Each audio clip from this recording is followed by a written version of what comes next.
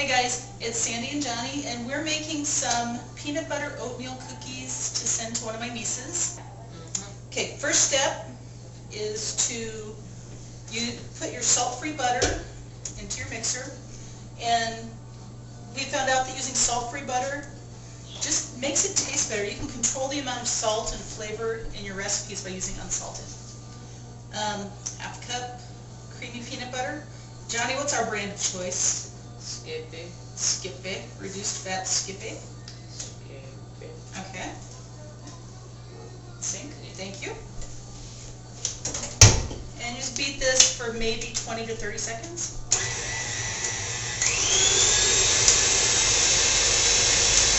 That long. KitchenAid stand mixers tend to mix things a lot faster.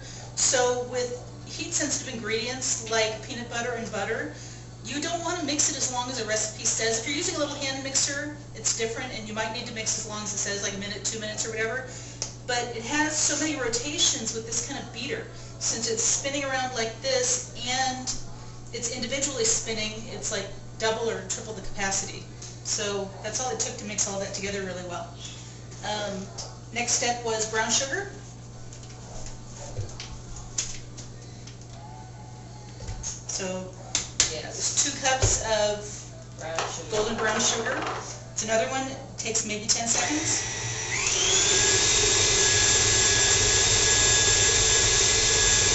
And it kind of turns out moist and crumbly at that point. Our next step is the baking powder and baking soda. And one thing I've noticed that people tend to do is they'll buy a can of baking powder and they'll keep it for many, many years without replacing it, thinking, oh, it looks fine, but it makes a difference on how well it works, the age of it.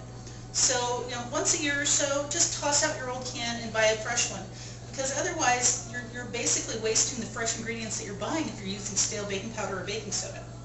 So it's, an inexpensive ingredient. I know you don't use a can a year probably, but just try to replace it at least that often.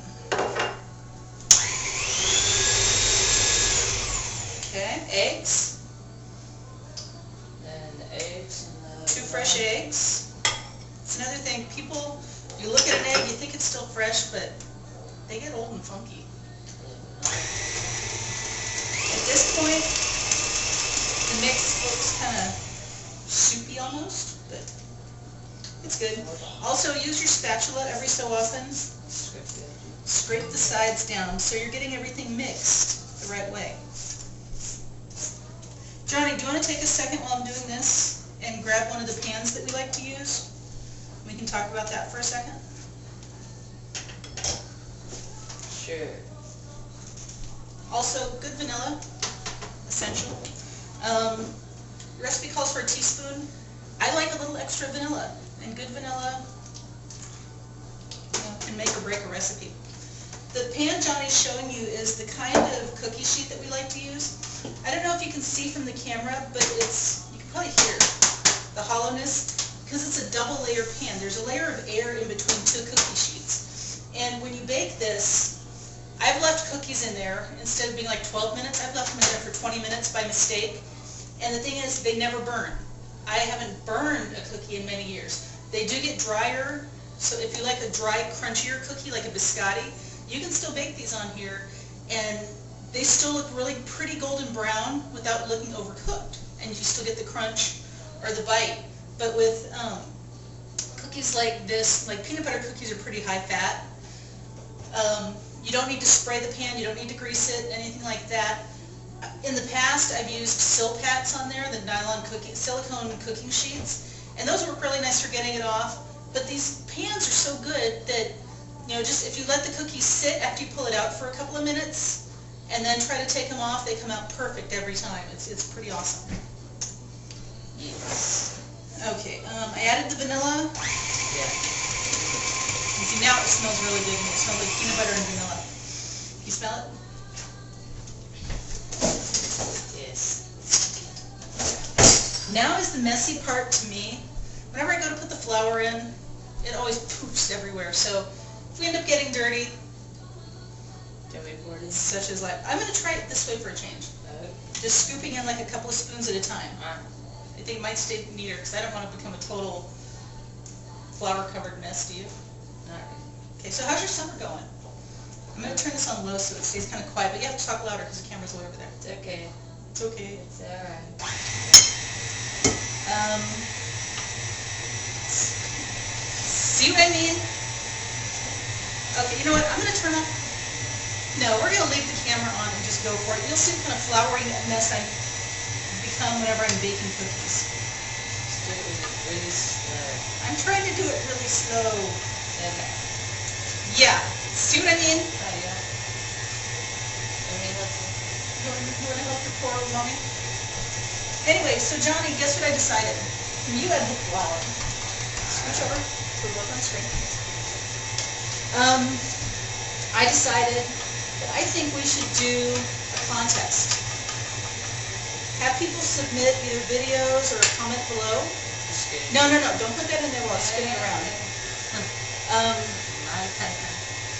I think we should do a contest for someone to win a batch of our cookies. And we'll give them like 3 or 4 options of cookies that we make. And all they have to do is leave a comment below, either video or text, saying why we should bake them some cookies. There are some things in life that I do really well, and baking cookies is one of them. So this would be a good contest to win if you're a cookie lover. Some of the best cookies we make are this one, the peanut butter oatmeal cookies. We do a good version of peanut butter oatmeal cookies with chocolate chips in them. And we like to do milk chocolate chips. We do really good chocolate chip cookies. We do good just plain peanut butter cookies or plain oatmeal cookies with raisins or with craisins, which are the dried cranberries. Those are really good. Oh, and then we also do kind of my version, we call them mojo cookies.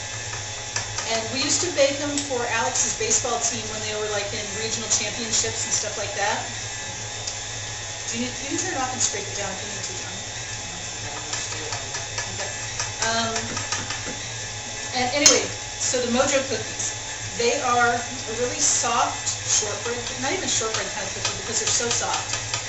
They're like the Loft House cookies, so they're very tender cookies. They have sour cream in them, and it makes them rise and get really soft. But they're mixed. I roll them out, and then we put a raspberry filling in them, and then kind of tri-fold them, and then put some sliced almonds on top.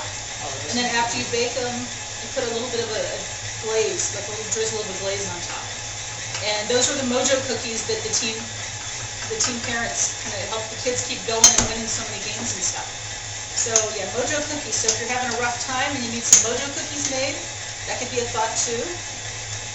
Anything else you can think of, Johnny? Oh, another thing we do is when we're scooping the cookies out, neither one of us really like to touch the cookie dough and like make it into lumps and stuff. So what I found many years ago is using an ice cream scoop, and we have a couple of different sizes. But if you use an ice cream scoop to scoop out the cookie dough onto the cookie sheet, it keeps them all uniform in size, and everything tends to bake at the same rate. So, you know, if you had little teeny cookies and then you had these big fat cookies on the same tray, those are going to cook at different rates. Some might take 8 minutes and some might take 14 minutes. And if you're doing that, something's going to be undercooked and something's going to be overcooked, and it's just not a good way to have a batch of cookies. So this way, it's cleaner, you don't have to touch it. And it makes all of your cookies look like Martha Stewart, kind of perfect. So, so ice cream scoops for baking cookies are a really good thing. I'm going to go ahead and turn off the camera for a minute, and we're going to finish adding the oatmeal, or the rolled oats, to the cookie dough, and we'll be back showing you our tray of cookie dough that's getting ready to go in the oven. Okay, this is how our dough turned out, and it's a very firm peanut butter dough because of the oatmeal. But look at how easy the scoop makes putting your cookies on the sheet. You don't have to touch any of the gooey stuff. You don't have to get it under your fingernails. You don't have to scrub your hands every 2 seconds. I have a garbage can down there. I didn't just throw it on the floor, just to let you guys know. But yeah, you don't have to touch the dough. Anyway, so we're going to bake these probably for about 12 minutes. So we'll come back with the finished product. And this is how the cookies look when they come out of the oven. You can tell that they're still a little bit moist, but yeah, they're nice and big and plump. And I'll let them sit here for about 5 minutes before I pull them off the cookie sheet. And I'll let them cool completely before I bag them up and mail them off to Danielle. So if you want to enter our contest for a batch of your kind of cookies, leave us a comment below or a video response saying, "I deserve some cookies, Sandy," or something. And we'll pick a winner on September 9th, on Johnny's birthday. So 999. Johnny's birthday present to you is a batch of our cookies. Okay, have a good one.